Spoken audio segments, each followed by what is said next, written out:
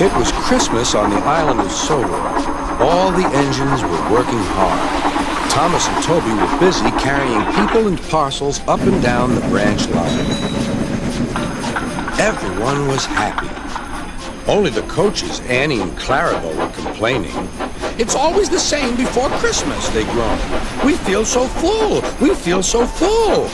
"Oh, come on," said Thomas. "Where's your festive spirit? Christmas Day is almost here." By the side of the track was a little cottage with a familiar figure waving to them. "It's Mrs. Kindly," whistled Thomas. "Beep, beep! Happy Christmas!" Thomas always felt better for seeing her. Christmas just wouldn't be Christmas without Mrs. Kindly, he said to himself. When work was over, Thomas went to see the other engines. All their coats had been polished. "Huh," said Gordon. "Just look at us. Your driver will have to work fast to get you as smart as us." "Never mind that," replied Thomas. "I've something important to say. Do you realize it's been a whole year since Mrs. Kindly saved us from a nasty accident? You remember when she was ill in bed?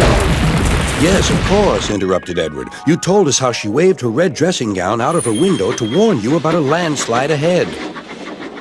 "And you and Toby gave her presents?" Percy joined in. "And Sir Topham Hatt sent her to the seaside to get better."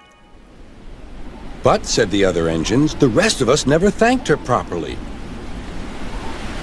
"Exactly," said Thomas. "So now I think we should all give her a special Christmas party." Everyone was getting very excited, and the drivers felt sure that Sir Topham Hatt would agree, as indeed he did. The engines were all busy making plans when silence fell. Sir Topham Hatt had bad news.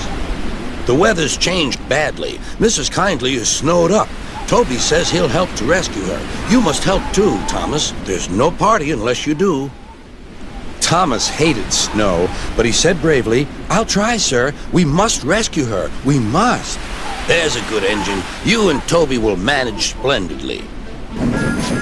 Thomas charged the snowdrifts fiercely.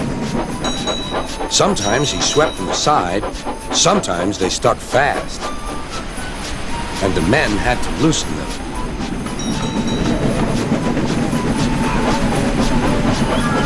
But at the cutting near the cottage, they could go no further. "Look at that!" exclaimed Thomas's fireman.